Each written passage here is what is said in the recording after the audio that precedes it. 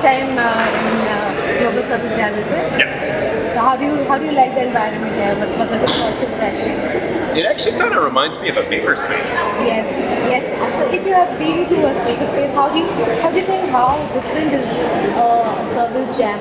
That I know you're just come, but still I think what kind of impression do you think that you'd get here, and how is it different from a makerspace event? Because since both of them almost cover a similar kind of approach, that is design thinking. Well, there's no laser cutter machines here. Yes. Obviously, your maker spaces are more designed for people doing 3D printing and IoT and things of this nature. And here, it's a little bit, my first read is maybe a little bit more software oriented.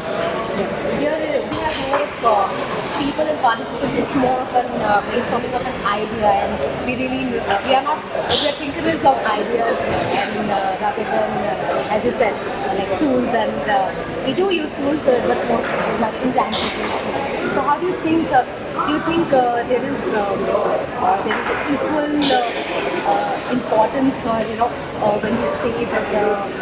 Like, how do you find design thinking as a tool? Have you ever used it for in order to solve or to reach to some idea?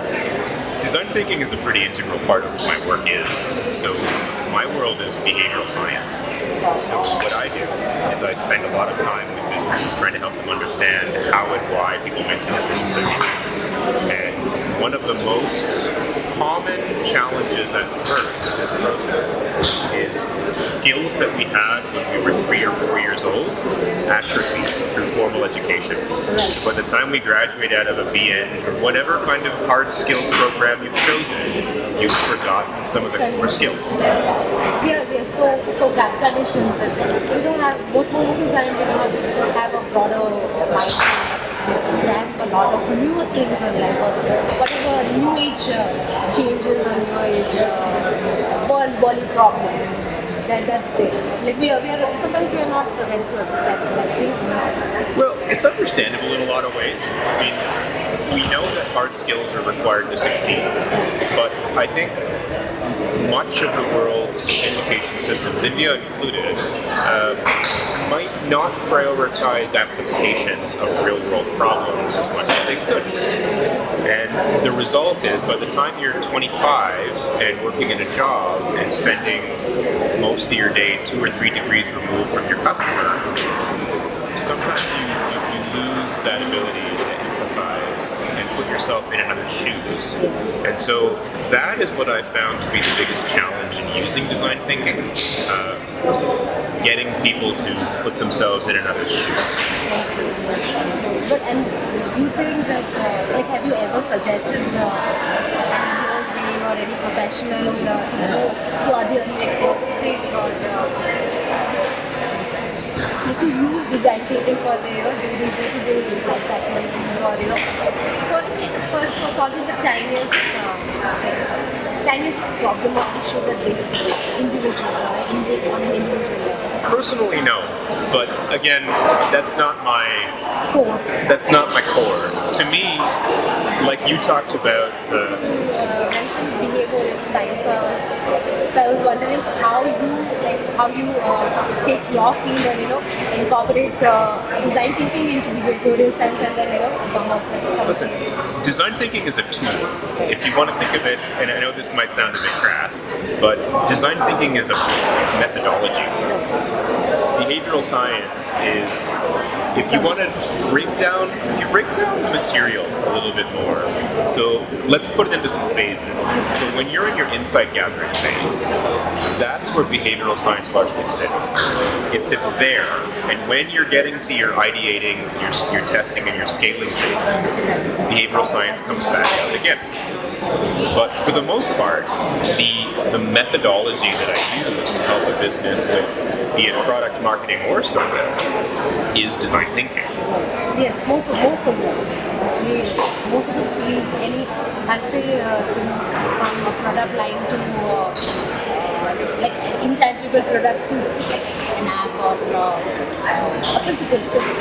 I think I think that personal design thinking does go like you can use that kind of methodology to like solve any kind of a problem or even identify a certain problem if it is there, if it exists. I'm just curious.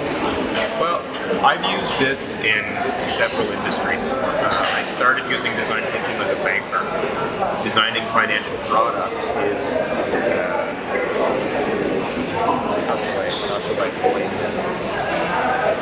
It's always a cross team effort.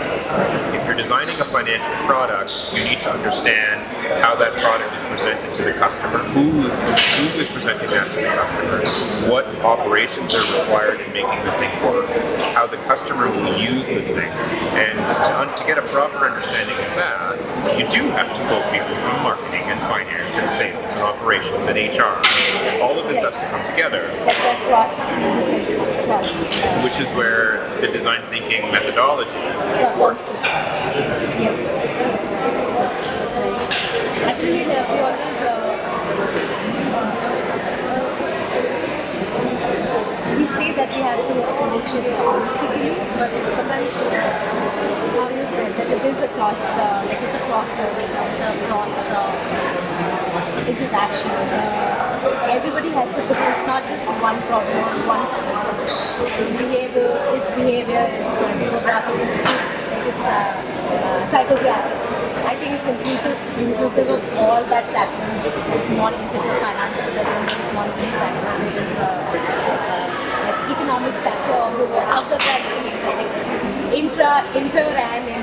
I mean, to me, one of the most valuable outputs of the design thinking approach is we build a single story that all will understand equally.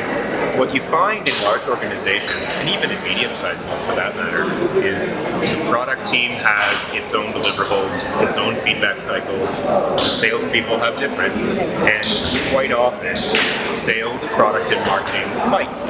And they fight blaming each other for a variety of different reasons because they don't understand each other as well as they should. And we know that when you share a single story of how a customer would begin, use, and finish with whatever journey they're embarking upon,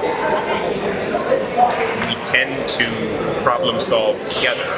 And when we do that, we end up making a better experience for everybody. We collaborate more, we enjoy our work.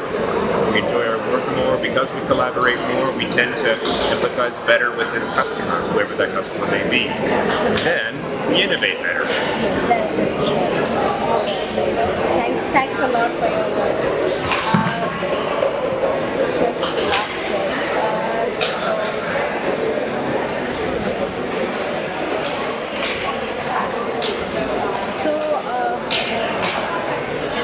According to you, what are your expectations from the GSD Jam, from us millennial? If you see, we have a range of participants, like it's from a 16-year-old to about 60-year-old. So tell me more about like what are you going to take back from here, like from your first impression? Like, what is your first impression of GSD, and what do you think you are going to take from here?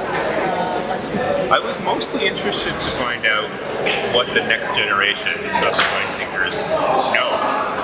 How are they able to apply this material fresh out of university or in the early couple of years of their careers?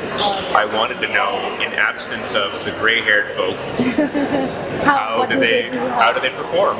How well do they take to this? And so I've had a few conversations so far. And how did you were you amazed? Was it something? I was impressed with the level of knowledge. It's good. Now, my curiosity will be how many people who are participating in the service jam are already design thinkers and are just coming here because it's fun. Actually, even we try to figure that out by the end of the term, because we are also curious, how well is somebody trying to incorporate the design, the methodology rightly, if somebody is actually using the tool right. Fabulous. Thank you so much. My pleasure.